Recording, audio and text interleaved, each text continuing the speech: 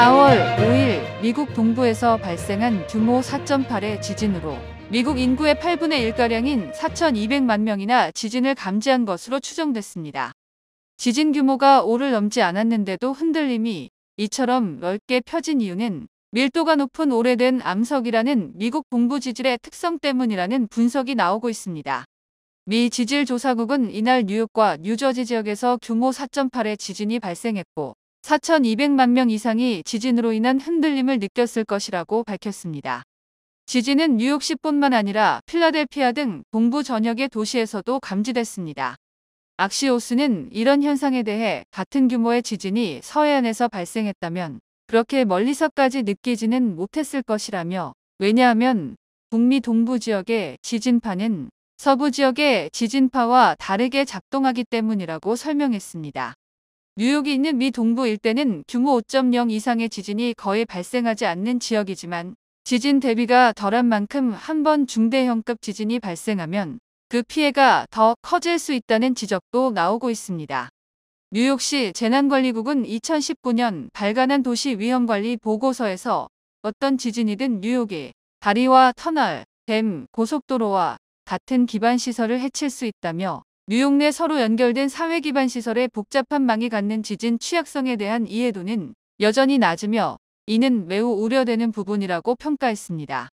이 외에 뉴욕 해안의 습지나 황무지 위에 지어진 건물 역시 지진으로 기반이 쉽게 흔들릴 수 있어 주의가 필요하다고 재난관리국은 경고했습니다. 다만 뉴욕의 상징과도 같은 빽빽한 고층 빌딩 숲 건물들은 대부분 내진 설계가 의무화된 1995년 이후에 지어졌기 때문에 규모 6.5 이상의 강진이 닥치지 않는 이상 안전하다고 전문가들은 말합니다. 리친스는 뉴욕의 가장 높은 건물들은 비교적 최근에 지어졌으며 이번 지진보다 훨씬 더 강한 지진도 견디도록 설계됐다며, 이 건물들은 뉴욕 가까이에서 발생한 규모 6.5 지진도 견딜 수 있다. 이 정도 규모의 지진은 뉴욕 전역에 큰 피해를 줄 수 있는 수준이라고 말했습니다. 설계 전문가인 엘리자베스 말슈도 1990년대에 뉴욕 건축법에 지진 관련 조항이 포함되면서 건물이 유연해졌다며, 바람 부는 날을 견딜 수 있는 고층 빌딩이라면 작은 지진이 일어나도 아무 문제가 없다고 언급했습니다. 한국에서 제22대 국회의원을 뽑는 40 총선 사전투표가 역대 최대 투표율을 기록했습니다.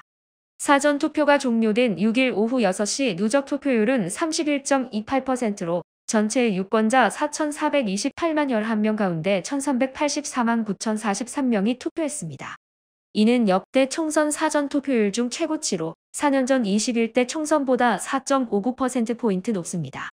이번 사전투표는 5일과 6일 이틀간 오전 6시부터 오후 6시까지 전국 3,565개 사전투표소에서 실시됐습니다.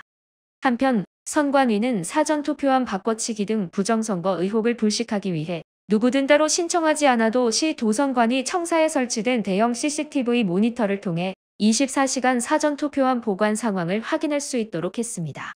또한 사전투표 기간 사전투표 마감부터 투표함의 이송 보관, 사전투표 마감 다음 날 관에 사전투표지가 들어있는 회송용 봉투 접수 투표함 투입 보관의 전체 과정을 공개할 예정입니다. 선관위는 사전투표소 불법 카메라 설치 여부 등도 수시로 점검할 예정입니다. 선관위가 사전투표 보안을 강화한 건 2020년 대선 당시 이른바 소쿠리 투표 논란 등 부정선거 의혹이 커지면서입니다.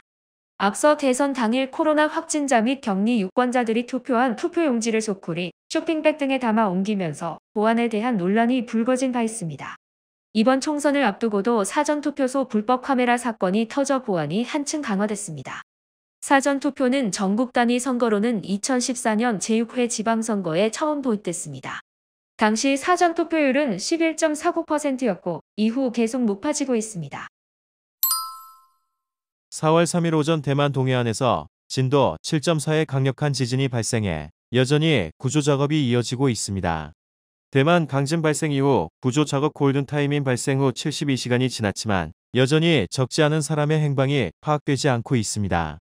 대만 중앙재난대응센터는 이날 오후 현재 실종자는 6명이며 다른 442명은 고립돼 구조를 기다리고 있다고 밝혔다고 대만 자유시보가 보도했습니다. 구조팀은 실종자 가운데 3명이 진앙 인근 유명 관광지 타이루거 국립공원 내 바위 더미 아래에 있을 것으로 보고 있습니다. 이곳은 가장 최근 사망자 3명이 발견된 장소입니다. 고립된 이들도 대부분 타이루거 국립공원에 갇혀 있습니다. 타이루거 국립공원에는 대만 100개 봉우리 중 27개가 몰려있고 가장 높은 봉우리 해발은 3,742m에 달한다. 그만큼 산세가 험해 구조가 쉽지 않습니다. 부상자는 1,145명으로 집계됐습니다. 여진이 계속되는 점도 구조 작업을 더디게 하는 요인입니다. 대만 기상청에 따르면 이날 오후 5시까지 총 635차례 여진이 있었고 진동이 확연하게 느껴진 여진도 143차례에 달했습니다. AP통신에 따르면 5일 오후 구조 수색 작업도 여진으로 취소됐습니다. 이번 지진은 현지 시각으로 오전 7시 58분경 15.5km 깊이에서 발생했으며 규모 4 이상의 여진이 최소 9차례 발생했습니다. 미국 지질조사국에 따르면 진앙지는 대만 동부 화롄에서 18km 남쪽으로 떨어진 곳입니다. 화롄현은 대만의 동해안에 자리한 넓은 산악지대로 이 지역 내 도시들은 인구 밀도가 그리 높지 않습니다. 대만 네 다른 지역과 화롄현을 잇는 주요 도로 및 철도 노선이 현재 폐쇄되면서 구조대는 공중으로 진입할 것으로 보입니다. 대만 당국은 이번 지진이 약 2,400명이 숨진 1999년 9월 21일 규모 7.6 지진 이후 최대 규모라고 설명했습니다. 시리아 수도 다마스쿠스 소재 이란 영사관 폭격으로 앙숙 이스라엘과 이란 간 전운이 고조된 가운데 이란이 억제력과 시 차원에서 이스라엘을 직접 공격하기로 결정했다는 보도가 나왔습니다. 이란의 이스라엘 직접 공격이 실제 이뤄질 경우 6개월 이상 이어지고 있는 중동 전쟁은 다시 한번 확전 위기를 맞게 될 것으로 보입니다. 미국 측의 대응 등에 따라 이란 간 대리전으로 비화할 가능성도 배제할 수 없어 보입니다.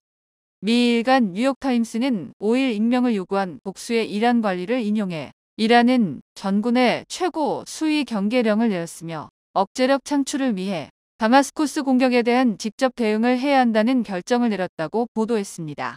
억제력 창출이란 적이 공격을 통해 얻는 이익보다 보복으로 입게 되는 손해가 더 크다는 것을 깨닫도록 힘을 보여주는 전략을 말합니다.